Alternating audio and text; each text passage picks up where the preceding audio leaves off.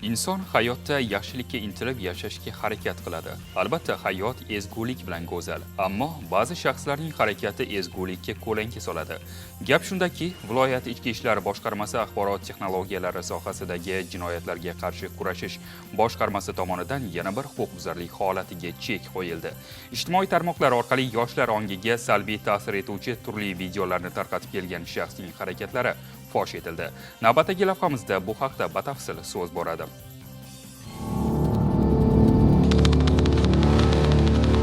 Joriy yilning 18-yanvar kuni Surxondaryo viloyati Ichki ishlar boshqarmasi axborot texnologiyalari sohasidagi jinoyatlarga qarshi kurashish boshqarmasi xodimlari tomonidan o'tkazilgan tezkor qidiruv va texnik tadbirlar natijasida 1999-yilda Muzrabot tumanida tug'ilgan, oliy ma'lumotga ega O'zbekiston Respublikasi fuqarosi A.B. o'ziga tegishli bo'lgan telefon apparati orqali Telegram ijtimoiy tarmog'ida pornografik mazmundagi videolarni tarqatib kelayotgani aniqlandi. U mazkur turdagi videolarni internet tarmoqlaridan ko'chirib olib, o'zi tashkil etgan Telegram kanali orqali boshqalarga ham ulashish bilan shug'ullangan. Holat yuzasidan viloyat ichki ishlar boshqarmasi axborot texnologiyalari sohasidagi jinoyatlarga qarshi kurashish boshqarmasi xodimlari tomonidan fuqaro A.B.ga tegishli bo'lgan qo'l telefon apparati xolislar ishtirokida ko'zdan kechirilib, tegishli tartibda daliliy ashyo tariqasida hujjatlashtirib olindi.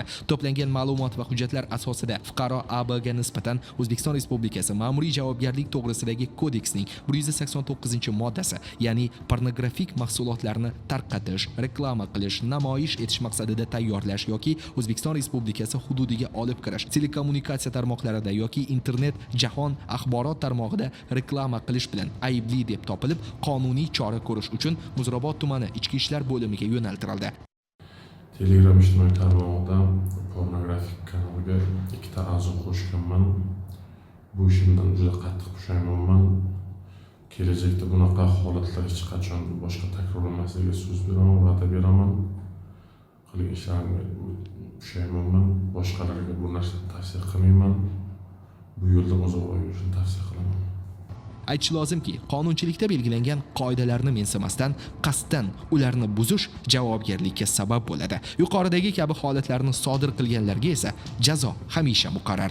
Har bir inson umr daftarini yaxshilik, ezgu amallar bilan bezata olsa, uning hayoti besamar ketmaydi. Ammo bu oddiy haqiqatdan tonganlar nafaqat o'zi, balki butun jamiyat, ota-onasi, farzandlarining ham yuzini shuvut qiladi.